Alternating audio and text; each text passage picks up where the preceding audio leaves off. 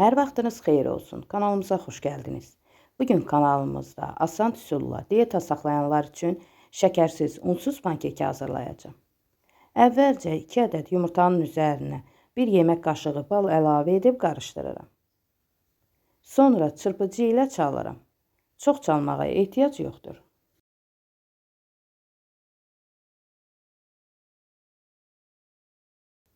Çaldığım kütlənin üzərinə 1 stəkan soyuq süd əlavə edirəm.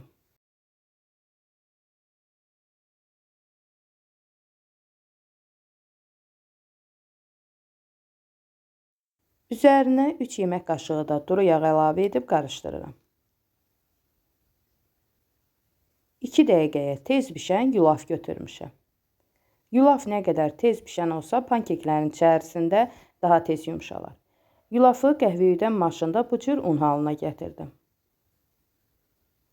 Ərzaqların üzərinə 2 yemək qaşığı kakao tozu, 1 paket vanil, 1 paket qabartma tozu əlavə edirəm. Yulafı az-az əlavə etmək lazımdır. Təxminən 230-240 qram yulaf gedir. Az-az əlavə edib qarışdırıram.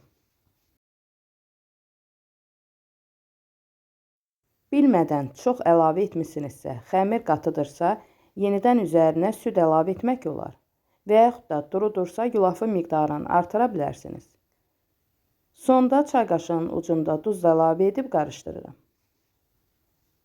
Hazır xəmir bu cür olmalıdır. İsti tavaya salfetlə azacıq duru yağ çəkirəm. Bir dəfə çəksəniz bəs edər.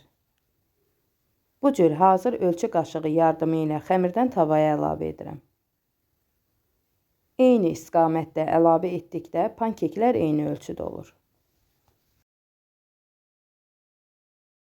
Qazın aşağı orta temperaturunda bişirirəm. Üzərində qabarcıqlar əmələ gəldikdə çox ehtiyatla digər üzünə çevirirəm.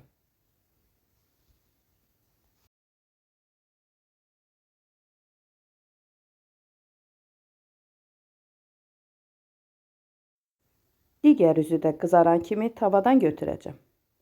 Pankeklər çox tez pişir.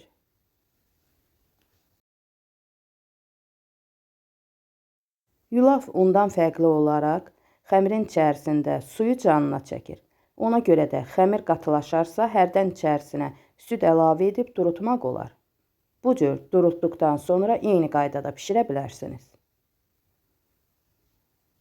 Yerdə qalanları da tavaya əlavə edib bişirirəm.